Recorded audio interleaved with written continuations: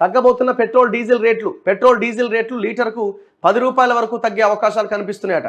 ప్రస్తుత ఆర్థిక సంవత్సరంలో ఆయిల్ మార్కెటింగ్ కంపెనీల ప్రాఫిట్ 75,000 కోట్లకు చేరుకోబోతున్నదట. క్రూడ్ ఆయిల్ సేకరణపైన ఖర్చులు దిగిరావడంతో కంపెనీలు వచ్చే నెల నుంచే రేట్లు తగ్గించబోతున్నాయని తెలుస్తున్నదట. సో పెట్రోల్ రేట్లు తగ్గే అవకాశం ఉందట 10 రూపాయల దాకా. ఏమో మరి చూడాలి. ఎందుకంటే మీరు చూడండి, ఈ దేశంలో ఎప్పుడైనా పెట్రోల్ రేట్ పెరిగినప్పుడు ఎందుకు పెరిగింది అంటే చమురు ధరలు విపరీతంగా ఉన్నాయని అంటారు. సరే, విపరీతంగా ఉన్నాయి. మరి తగ్గినప్పుడు ఏం చేశారు? తగ్గినప్పుడు తగ్గారు. తగ్గినప్పుడు అదే రేట్ కంటిన్యూ అవుతుంది.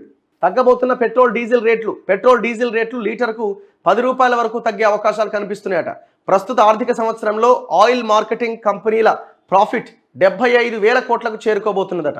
క్రూడ్ ఆయిల్ సేకరణపైన ఖర్చులు దిగిరావడంతో కంపెనీలు వచ్చే నెల నుంచే రేట్లు తగ్గించబోతున్నాయని తెలుస్తున్నదట.